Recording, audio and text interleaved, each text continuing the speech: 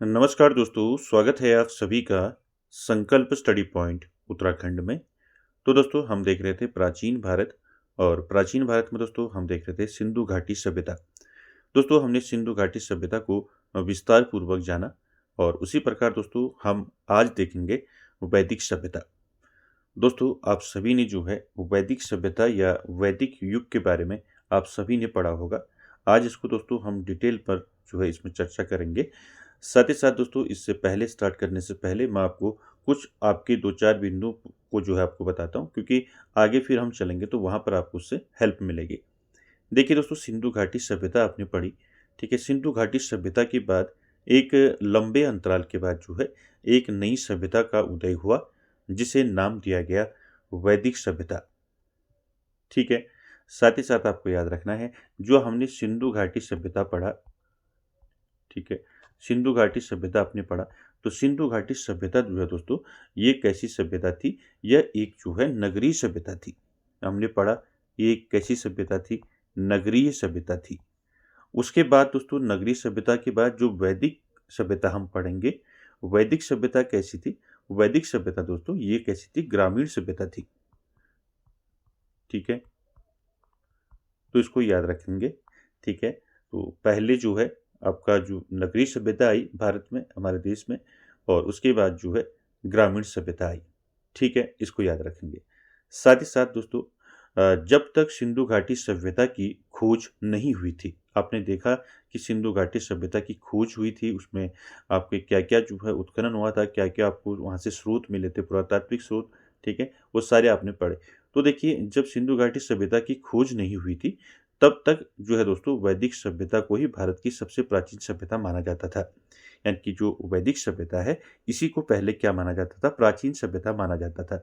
लेकिन जब सिंधु घाटी सभ्यता की खोज हुई, ठीक है, वहाँ से जो पुरातात्विक साक्ष्य मिले, ठीक है, ये सारी चीज़ें जो हैं इनकी जानकारी से दोस्तों ये दोस्तों सत्य साबित हो चुका है कि वैदिक सभ्यता दोस्तों वैदिक सभ्यता से पहले जो है सिंधु सभ्यता थी, ठीक है। तो अब उत्खनन हो चुका है, ठीक है, यानी कि सिंधु घाटी सभ्यता के संदर्भ में पूर्ण जानकारी जो है अब इकट्ठा कर ली गई है, ठीक है। तो यह अब सत्य साबित हो चुका है कि वैदिक सभ्यता से पहले ही सिंधु घाटी सभ्यता का दौर था, ठीक है। इसको याद रखेंगे। साथ ही साथ दोस्तों भारत में वैदिक सभ्यता का दौर जो है दोस्तों ये वास्तव में वेदों पर आधारित है दोस्तों, ठीक है। वैदिक सभ्यता जिस काल में वेदों की रचना हुई, तो या वेदों से जुड़ी हुई जानकारी प्राप्त होती है, वो संपूर्ण काल जो है दोस्तों जाना जाता है वैदिक काल के नाम से, ठीक है। याद रखेंगे, क्लियर है। यानी कि जो वैदिक सभ्यता है, तो वैदिक सभ्यता दोस्तों ये वेदों पर आधारित है, ठीक है। जिस काल में वेदों की रचना हुई या वेदों से जुड़ी हुई जानकारी प्राप्त होती है, वो संपूर्ण काल जो है वैदिक काल के रूप में जाना जाता है, ठीक है। तो वेद की बात करें दोस्तों, तो देखिए वेदों की संख्या 4 है। आप सभी जानते हैं वेद कितने हैं? वेद हैं 4, ठीक है। कितने हैं? वेद आपके 4 हैं। कौन-कौन से हैं 4 वेद?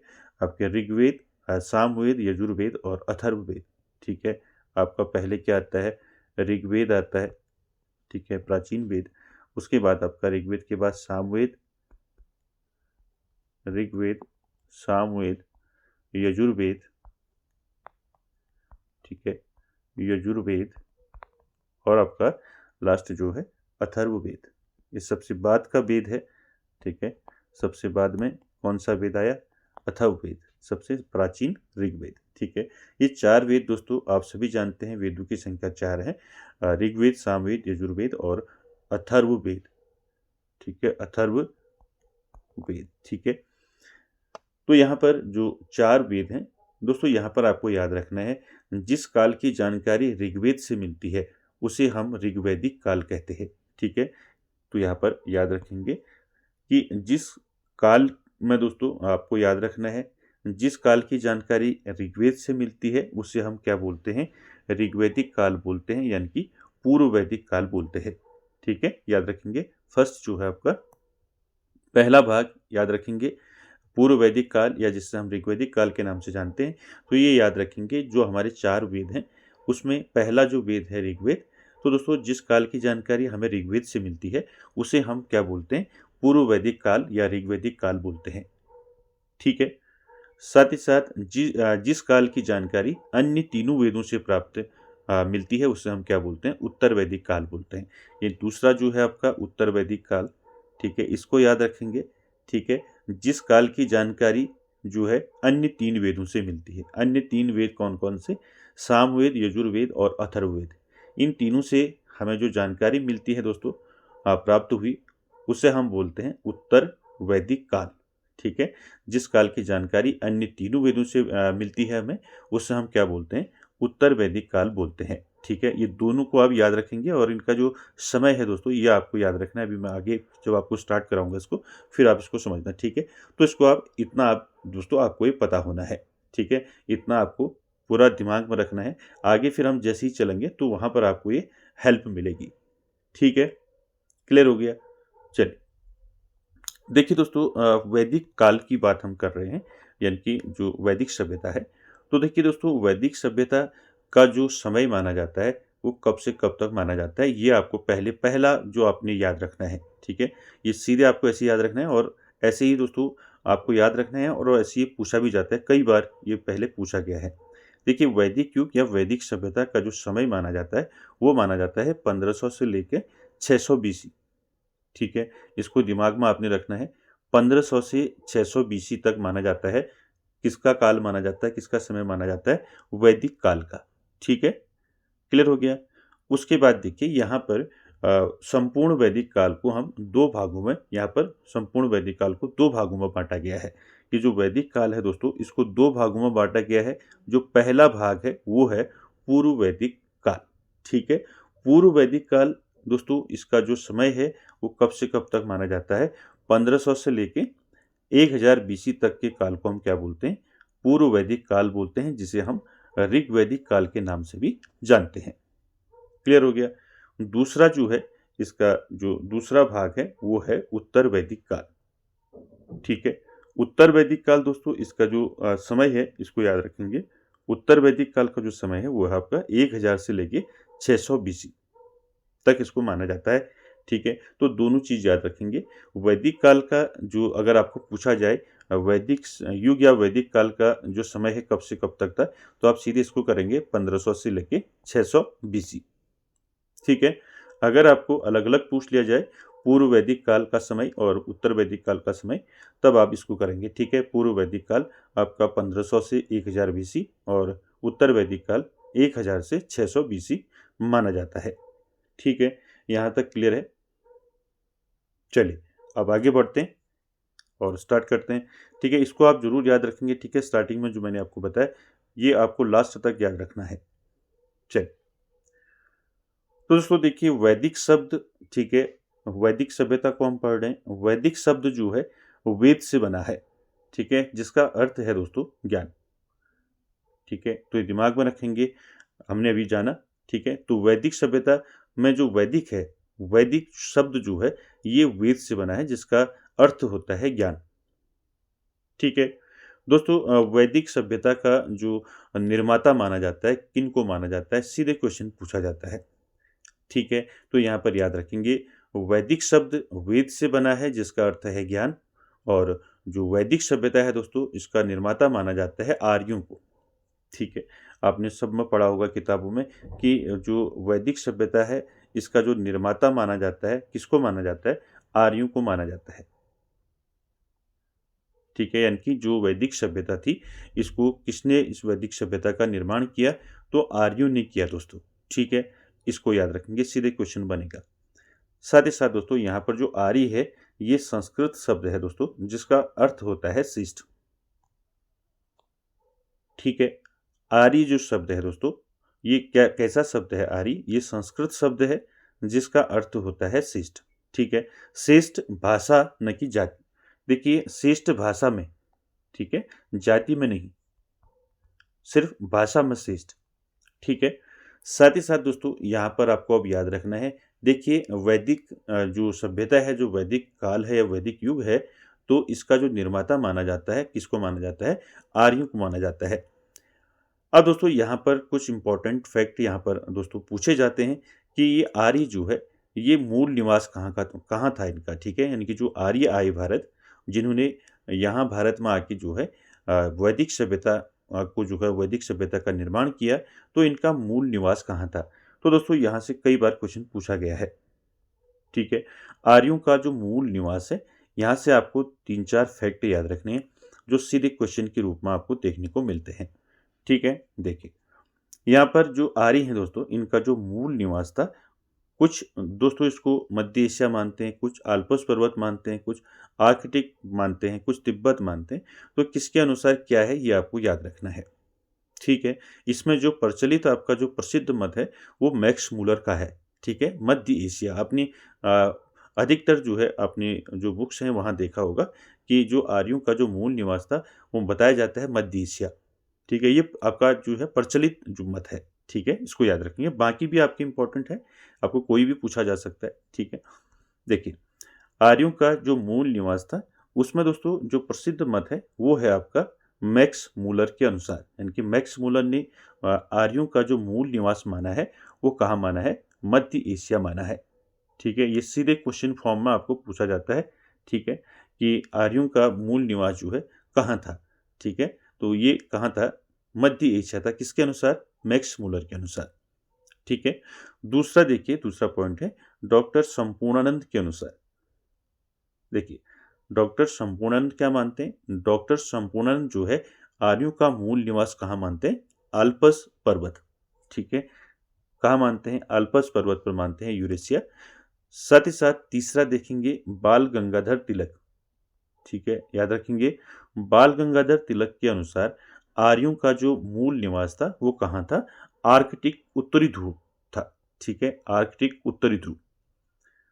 चौथा है स्वामी दयानंद सरस्वती के अनुसार। तो स्वामी दयानंद सरस्वती ने आर्यों का जो मूल निवास माना है वो माना है तिब्बत, ठीक है। तो ये आपने चारों याद रखने हैं दोस्तों, ठीक है। वैदिक सभ्यता का निर्माता किसको माना जाता है, आर्यों को माना जाता है। आर्यों का जो मूल निवास है वो आपको याद रखना है दोस्तों, ठीक है।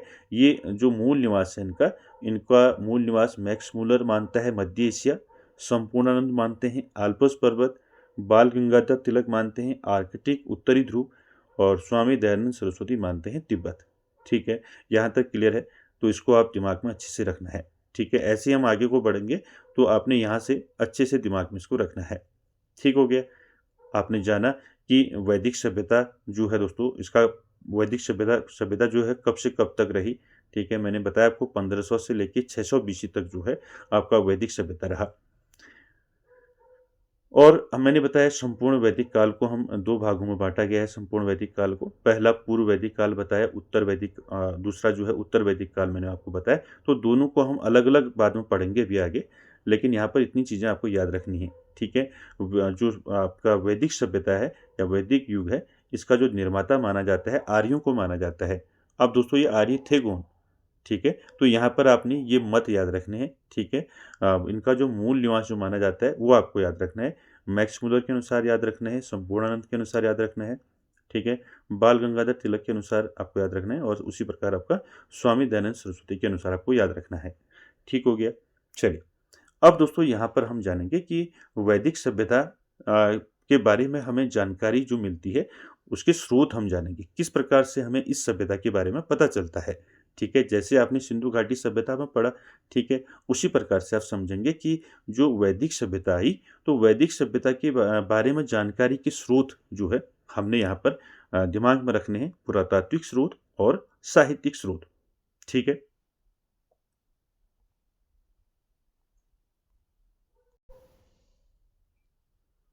ठीक है, तो वैदिक सभ्यता के बारे में जानकारी के स्रोतों में दोस्तों सबसे पहले हम जानेंगे पुरातात्विक स्रोत, ठीक है। स्रोतों में सबसे पहला आता है पुरातात्विक स्रोत दोस्तों, ठीक है। अब ये पुरातात्विक स्रोत हमें किस प्रकार से जानकारी देते हैं वैदिक युग के बारे में या वैदिक सभ्यता के बारे में। तो देखिए, पुरातात्विक स्रोतों में आपको ये अभिलेख याद रखना है, कब का ये अभिलेख है और यहाँ से क्या हमें दोस्तों स्रोत मिले हैं, तो ये आपको यहाँ पर याद रखना है, ठीक है। तो देखिए, वैदिक सभ्यता के बारे में हमें जो जानकारी मिलती है सबसे पहले, वो मिलती है दोस्तों बोगाज कोई अभिलेख से, ठीक है। देखिए ये बोगाज-कोई अभिलेख जो है दोस्तों ये मध्य एशिया में स्थित है और ये दोस्तों 1400 बीसी पुराना है। ठीक है, याद रखेंगे इसको। ठीक है, इस अभिलेख से इंद्र, वरुण, मित्र का उल्लेख मिलता है, यानी कि इंद्र, नासत्य, वरुण और मित्र।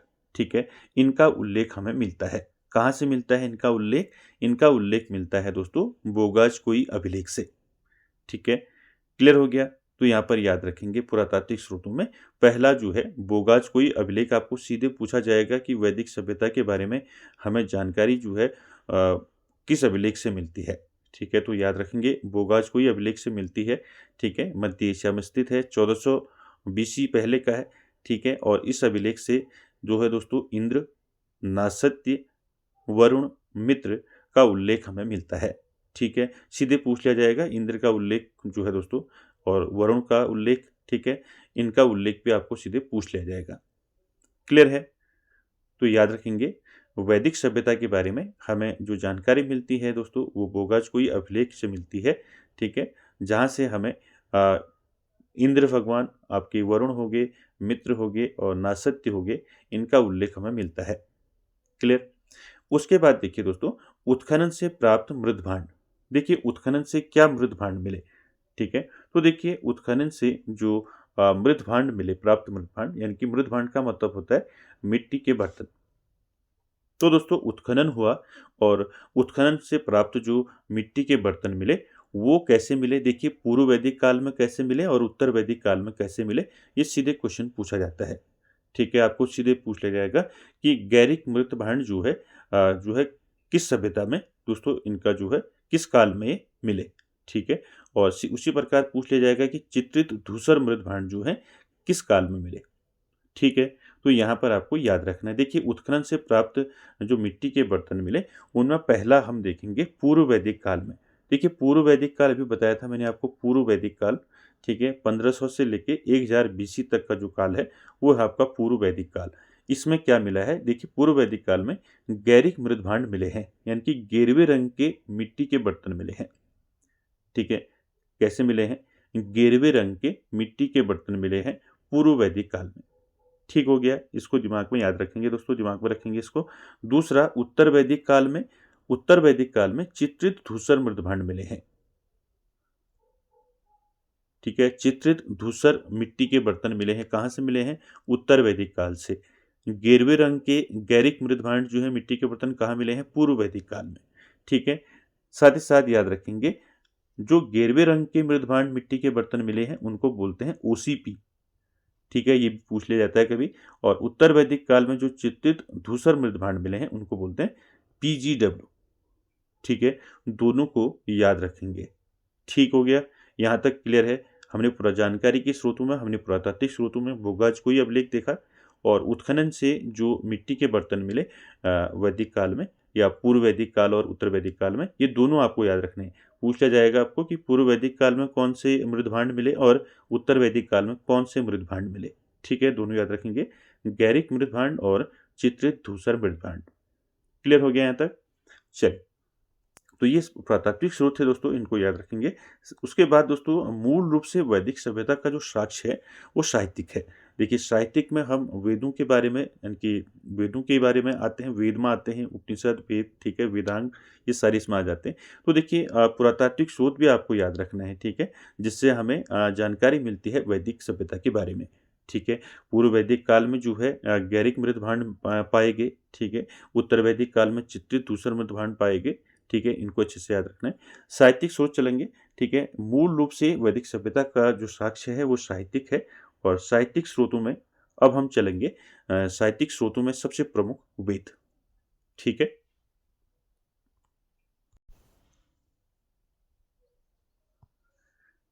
देखिए दोस्तों, तो देखिए साहित्यिक स्रोत और पुरातात्विक स्रोत, यहाँ पर आपको अच्छे से समझना है दोस्तों कि साहित्यिक स्रोत और पुरातात्विक स्रोत क्या होते हैं। मैंने आपको सिंधु घाटी सभ्यता की उसमें भी बताया था। देखिए जो साहित्यिक स्रोत हैं, तो क्या किसे बोलेंगे आप साहित्यिक स्रोत? तो दोस्तों साहित्यिक स्रोत जो है साहित्य क्षेत्र में जब किसी पुस्तक के माध्यम से या लिखित रूप में, ठीक है, जब जानकारी प्राप्त होती है तो हम जो है उसे साहित्यिक स्रोत कहते हैं। ठीक है, पुरातात्विक स्रोतों की बात करें तो पुरातात्विक स्रोत किसी खुदाई अवशेष या अभिलेख से कोई जानकारी जब हमें मिलती है, प्राप्त होती है, तब हम उसे पुरातात्विक स्रोत कहते हैं। तो ये आप अच्छे से इसको समझें। ठीक हो गया। तो साहित्यिक स्रोत दोस्तों, साहित्य क्षेत्र में जब किसी पुस्तक के माध्यम से या लिखित रूप में जब जानकारी प्राप्त होती है तो उसे हम साहित्यिक स्रोत बोलते हैं। तो प्रमुख हमारा रहेगा साहित्यिक स्रोतों में, सबसे पहले साहित्यिक स्रोतों में सबसे प्रमुख वेद। ठीक है।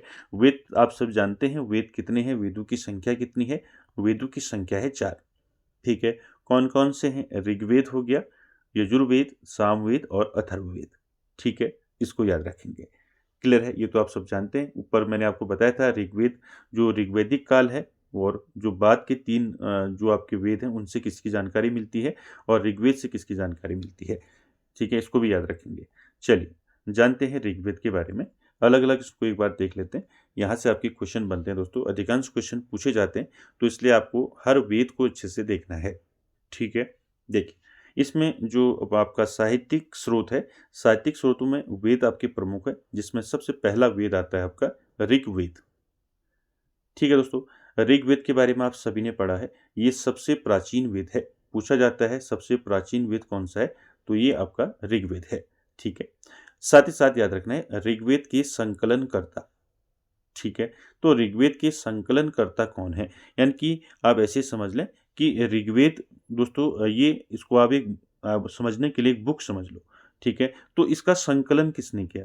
संकलन यानी कि सभी जानकारियाँ जो हैं, ठीक है, सारी जानकारियों को इकट्ठा करने वाला, यानी कि सबको जोड़ने वाला, इकट्ठा करने वाला, उसको बोलते हैं संकलनकर्ता। ठीक है। तो आप कभी ऐसे ना समझें कि ऋग्वेद जो है दोस्तों, इसका जो वो क्या है, इसकी जो इसको जो लिखा है वेद व्यास ने लिखा है, ऐसा न समझे कभी। ठीक है। तो ऋग्वेद का जो संकलन करता है वो कौन है? कृष्ण द्वैपायन वेद व्यास। ठीक है। इस नाम को अच्छे से याद रखेंगे, कृष्ण द्वैपायन वेद व्यास। दोस्तों याद रखेंगे ऋग्वेद को लिखा नहीं है वेद व्यास ने। ठीक है। इन्होंने क्या किया है? संकलन किया है। संकलन यानी कि सभी तथ्यों को एक साथ जोड़ के इन्होंने इसको एक साथ जोड़ा, और ठीक है, तो इसलिए इनको जो है दोस्तों संकलनकर्ता जो है इनको माना जाता है। तो याद रखेंगे सबसे प्राचीन वेद ऋग्वेद, और संकलनकर्ता कृष्ण द्वैपायन वेद व्यास। क्लियर है? उसके बाद आगे चलते हैं। देखिए, ऋग्वेद में 10 मंडल हैं। ठीक है। 1028 सूक्त हैं।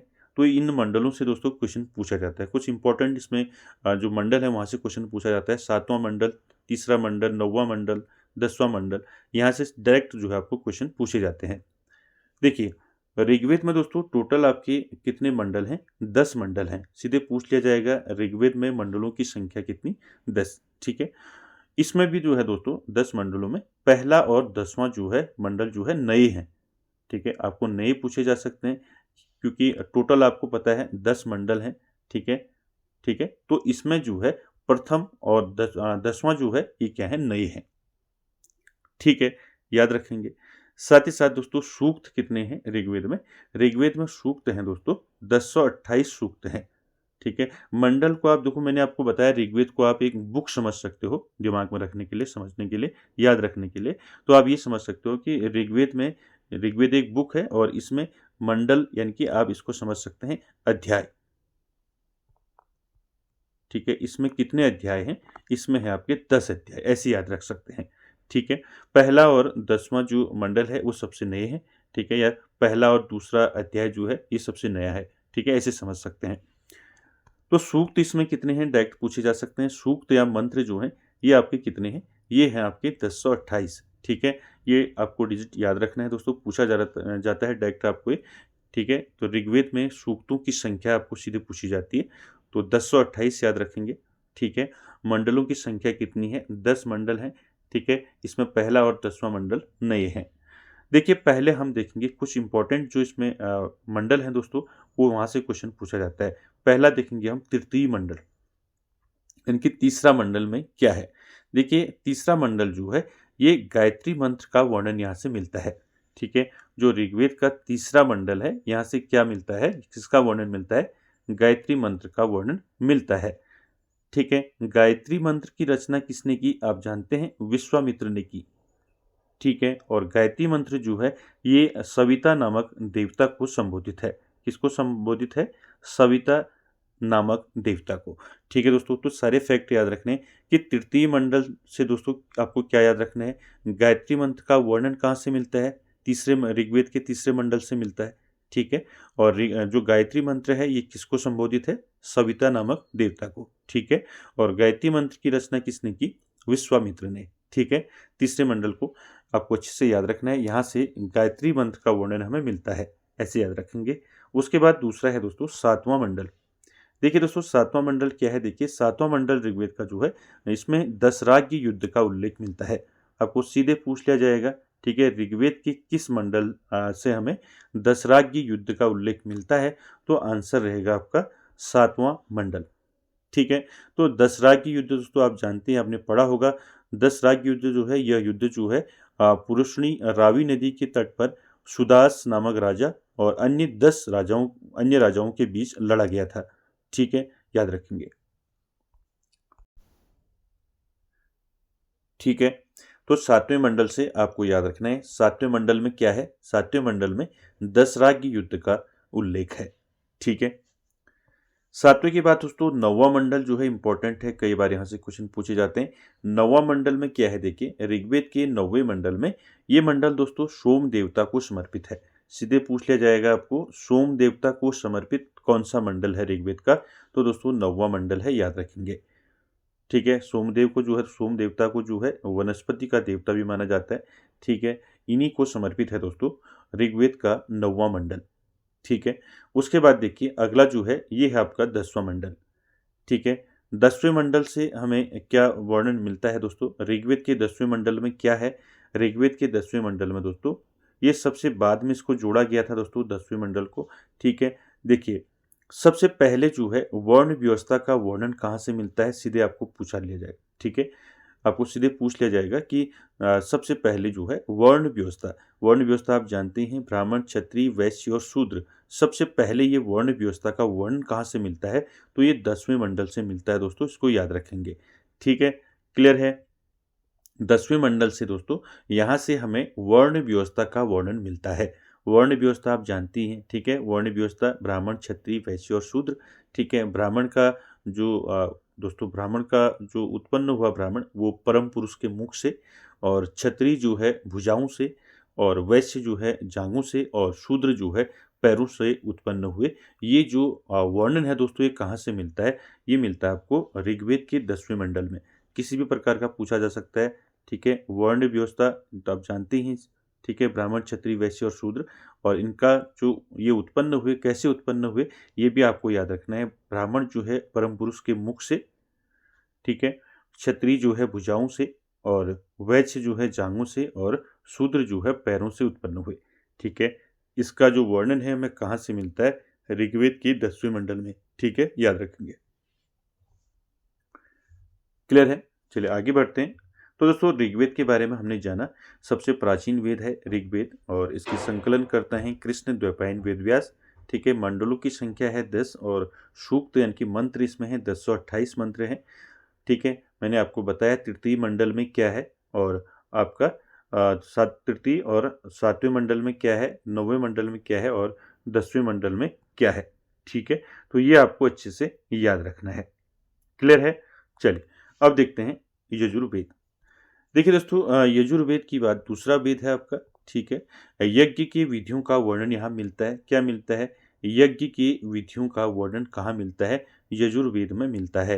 यजुर्वेद में जो रचना की गई है दोस्तों, वो गद्य और पद्य में की गई है, तो इसीलिए इसको जो है क्या कहा जाता है, गद्य और पद्य का वेद कहा जाता है। ये क्वेश्चन कई बार पूछा गया है। ठीक है, गद्य और पद्य का वेद कौन सा है, तो ये है आपका यजुर्वेद। ठीक है दोस्तों, याद रखेंगे यजुर्वेद में क्या है, यहाँ से यज्ञ के विधियों का वर्णन मिलता है। ठीक है, क्लियर है। उसके बाद आता है आपका सामवेद। सामवेद आप जानते हैं संगीत का वेद इसको माना जाता है। ठीक है, किसका वेद माना जाता है, संगीत का वेद। ठीक है, उसके बाद अगला वेद है दोस्तों अथर्ववेद, चौथा आखिरी जो है वेद पूछा जाता है दोस्तों, अंतिम वेद और आपका प्राचीन वेद, यानी कि पहला प्राचीन वेद कौन सा था, और आपका अंतिम वेद कौन सा था, यहाँ से भी क्वेश्चन पूछ ले जाते हैं। ठीक है, तो याद रखेंगे अथर्ववेद दोस्तों चौथा वेद, जादू टोना वशीकरण रोग विवाह मृत्यु आदि जैसे संबंधित बातों का वर्णन किया गया है अथर्ववेद में। इसे सामाजिक क्रिया से जुड़ा वेद भी माना जाता है। आपको सीधे पूछ लिया जाएगा सामाजिक क्रिया से जुड़ा हुआ वेद किसको माना जाता है, तो ये माना जाता है अथर्ववेद को। ठीक है, अंतिम वेद है। ठीक है, कौन सा है? अंतिम वेद है, सीधे क्वेश्चन बन जाएगा। ठीक है, अथर्ववेद को ही दोस्तों ब्रह्मवेद भी कहा जाता है। तो ये ब्रह्मवेद किसको कहा जाता है आपको पूछ लिया जाएगा, तो सारे आपको याद रखनी है। ठीक है, सामाजिक क्रिया से जुड़ा हुआ वेद किसको माना जाता है? अथर्ववेद को माना जाता है।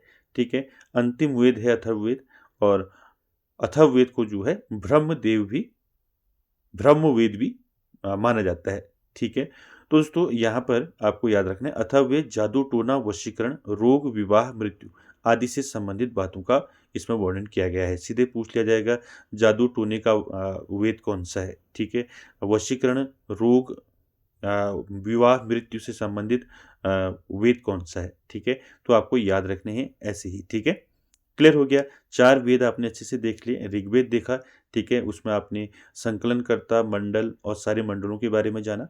उसी प्रकार यजुर्वेद देखा, यजुर्वेद में आपने यज्ञ की विधियों का वर्णन मिलता है यजुर्वेद में, और इसी को गद्य और पद्य का वेद भी कहते हैं यजुर्वेद को। उसके बाद सामवेद देखा आपने, संगीत का वेद मुझको माना जाता है। उसके बाद अथर्ववेद, ये अंतिम वेद है, और इसी को जो है ब्रह्म वेद भी कहा जाता है इसको। ठीक है, और अथर्ववेद जो है जादू टोना वशीकरण रोग विवाह मृत्यु आदि से संबंधित बातों का वर्णन इसमें किया गया है। ठीक है, इसको सामाजिक क्रिया से जुड़ा हुआ वेद भी इसको माना जाता है। तो सारे फैक्ट दोस्तों आपको वेदों से याद रखने हैं।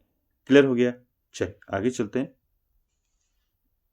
देखिए यहाँ पर कुछ इंपॉर्टेंट आपके वेद और उपवेद दिए हैं, और इसमें क्या क्या है, किससे संबंधित है, ये क्वेश्चन दोस्तों कई बार यहाँ पर पूछा जाता है। तो सारे फैक्ट आपको याद रखने हैं।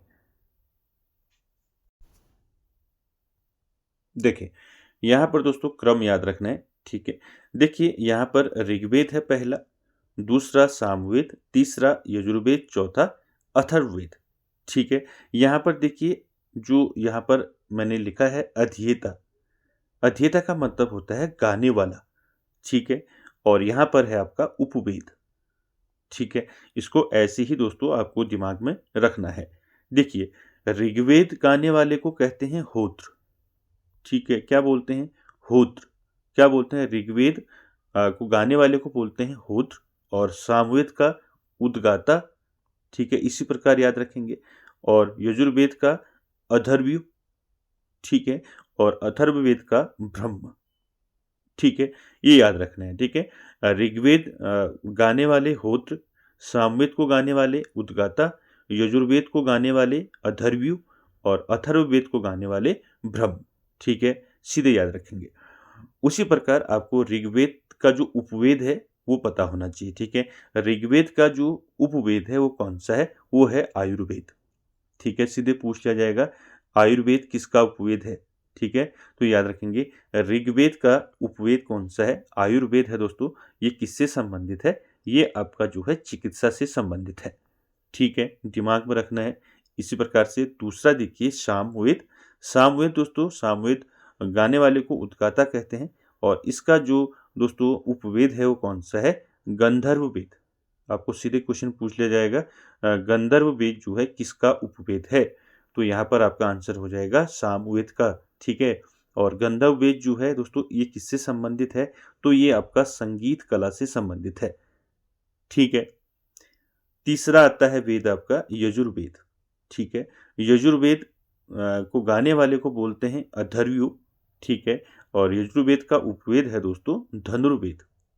ठीक है, याद रखेंगे। सीधे क्वेश्चन पूछा जाएगा कि धनुर्वेद जो है किसका उपवेद है, किस वेद का उपवेद है?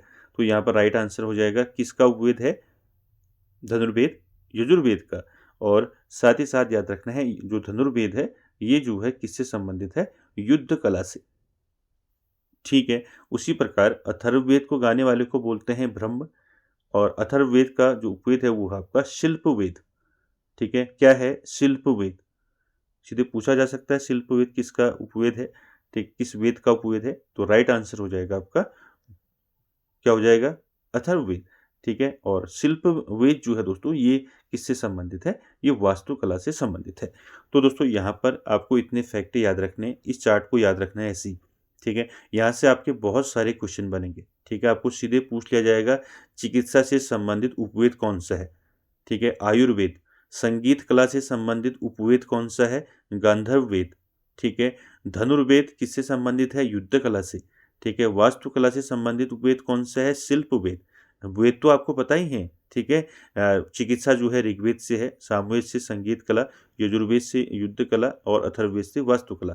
लेकिन आपको आयुर्वेद, गंधर्व वेद, धनुर्वेद और शिल्प वेद, इनको भी साथ में ऐसे ही याद रखना है। इसलिए मैंने इस चार्ट के माध्यम से आपको समझाने का प्रयास किया है, क्योंकि आपको ये दिमाग में आपके रहेगा, ठीक है। इसी आपको क्रम में याद रखना है। जैसे ऋग्वेद है, ऋग्वेद इसको गाने वाले होत्र और उपवेद आयुर्वेद किससे संबंधित है, चिकित्सा से। इसी प्रकार सामवेद को गाने वाले उद्गाता और उपवेद गांधर्व वेद और संगीत कला से संबंधित, ठीक है। उसी प्रकार यजुर्वेद गाने वाले अथर्वयु और उपवेद है यजुर्वेद का धनुर्वेद और किससे संबंधित है, युद्ध कला से। उसी प्रकार अथर्ववेद दोस्तों इसको गाने वाले ब्रह्म और इसका उपवेद हो गया शिल्प वेद, किससे संबंधित है, वास्तुकला से, ठीक है। इस चार्ट को आप अच्छे से याद रखेंगे। चलिए आगे बढ़ते हैं। आगे दोस्तों देखिए, वेदों की टीका के लिए जो है ब्राह्मण ग्रंथ लिखे गए।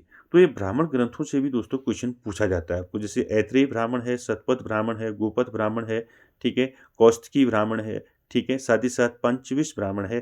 तो ये इनके बारे में आपको याद रखना है दोस्तों, ये किससे संबद्ध है, ठीक है, किस वेद से संबद्ध है, ये पूछा जाता है, ठीक है। जैसे आपका कुछ भी पूछ लिया, आपको ऐत्रेय ब्राह्मण पूछ लिया जाएगा या फिर कौस्तकी ब्राह्मण पूछ लिया जाएगा, ये किससे संबंधित है, किससे संबद्ध है, तो ऋग्वेद से संबद्ध है, ये पूछा जाता है। उसी प्रकार शतपथ जो ब्राह्मण है, ये किस वेद से संबंधित है, ठीक है। तो ये फैक्ट आपको याद रखने हैं, ठीक है। देखिए वेदों की टीका के लिए ब्राह्मण ग्रंथ लिखे के, तो ब्राह्मण ग्रंथ आपको याद रखने हैं। कौन कौन से हैं ब्राह्मण ग्रंथ, पहला है देखिए ऐत्रेय ब्राह्मण, दूसरा शतपथ ब्राह्मण, तीसरा गोपथ ब्राह्मण, चौथा कौस्तकी ब्राह्मण और पांचवा पंचविश ब्राह्मण, ठीक हो गया। इनको याद रखेंगे, ऐत्रेय ब्राह्मण, शतपथ ब्राह्मण, गोपथ ब्राह्मण, कौस्तकी ब्राह्मण और पंचविश ब्राह्मण, ठीक है। यहाँ पर दोस्तों आपको ये याद रखना है, जैसे ऐत्रेय और कौस्तकी है, ठीक है, क्या है, ऐत्रेय और कौस्तकी, ये दोनों जो ब्राह्मण ग्रंथ हैं, ये किससे संबद्ध हैं, ये ऋग्वेद से संबद्ध हैं, ठीक है। इसको याद रखेंगे। ऐत्रेय ब्राह्मण और कौस्तकी ब्राह्मण जो है दोस्तों, ये किससे संबद्ध है, ऋग्वेद से संबद्ध है। बाकी दोस्तों आपको अदर जो अथर्ववेद से कौन सा है, यजुर्वेद से कौन सा है, सामवेद से कौन सा है, तो आपको ये भी याद रखना है। पहले आपको याद रखना है ऐत्रेय ब्राह्मण और कौस्तकी ब्राह्मण जो है ये ऋग्वेद से संबंधित है, ठीक है। दूसरा शतपथ ब्राह्मण जो है, दूसरे नंबर में देखिए शतपथ ब्राह्मण जो है ये यजुर्वेद से संबंधित है, यानी कि यजुर्वेद से संबद्ध है, ठीक है। उसके बाद गोपथ ब्राह्मण है तीसरा, गोपथ ब्राह्मण जो है ये अथर्ववेद से संबद्ध है, ठीक है। और लास्ट में पंचविश जो है ये आपका सामवेद से संबद्ध है। तो देखिए चारों वेदों का आपने देख लिया, ठीक है। ये चारों वेदों को आपने ऐसे ही याद रखना है, क्योंकि ब्राह्मण ग्रंथ आपको पूछे जाएंगे किससे, किस वेद से संबद्ध है, तो आपको ये याद रखने हैं। ऐत्रेय और कौस्तकी जो है ऋग्वेद से संबद्ध है, शतपथ यजुर्वेद से, गोपथ अथर्ववेद से और पंचविश सामवेद से, ठीक है। इसी प्रकार से आपको दोस्तों ये ब्राह्मण ग्रंथ याद रखने हैं। आगे दोस्तों बात करें उपनिषद की, तो उपनिषद दोस्तों यहाँ पर हम देखेंगे उपनिषद कुल कितने हैं, ठीक है। आप सभी जानते हैं उपनिषद कितने हैं कुल, उपनिषद हैं कुल 108, ठीक है। संख्या पूछ ली जाएगी आपको।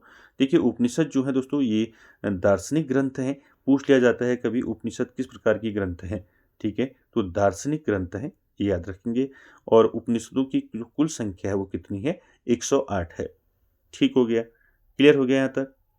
उसके बाद देखिए दोस्तों वेदों का जो अंतिम भाग है वो है वेदांग, जिसको हम बोलते हैं वेदों के अंग, ठीक है। कौन कौन से हैं ये आपने पढ़े हैं, 6 हैं, तो इनके नाम याद रखने हैं और इनकी संख्या याद रखनी है। आपको कभी भी ये पूछ लिया जाएगा कि ये इसके वेदांग के अंतर्गत आता है नहीं आता है, इनकी संख्या कितनी है, ठीक है। तो किसी भी प्रकार से क्वेश्चन पूछ लिया जाएगा आपको। देखिए यहाँ पर जो उपनिषद हैं इनको याद रखेंगे 108, और उपनिषद जो है दार्शनिक ग्रंथ हैं दोस्तों। देखिए दोस्तों वेदों का जो अंतिम भाग है वो है वेदांग, ठीक है। वेद आपने पढ़े, ठीक है, ऋग्वेद, यजुर्वेद, सामवेद, अथर्ववेद आपने अच्छे से देखा। तो यहाँ पर आपको याद रखना है जो वेद हैं, वेदों का जो अंतिम भाग है जिसको हम वेदांग कहते हैं, और वेदों का अंग, ठीक है, ये कितने हैं वेदांग? ये हैं 6।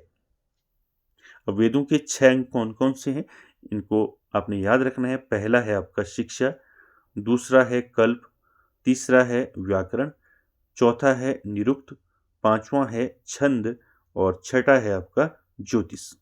ठीक है, तो वेदांगों की संख्या अगर आपको पूछी जाएगी तो आप आंसर करेंगे वेदांग 6। कौन कौन से होते हैं 6? शिक्षा, कल्प, व्याकरण, निरुक्त, छंद, ज्योतिष। ठीक है, ये 6 के 6 आपको याद रखने हैं दोस्तों। तो दोस्तों हमने वैदिक सभ्यता का आज पहला जो है हमने आज स्टार्ट किया वैदिक सभ्यता को, ये पहली क्लास है आज की।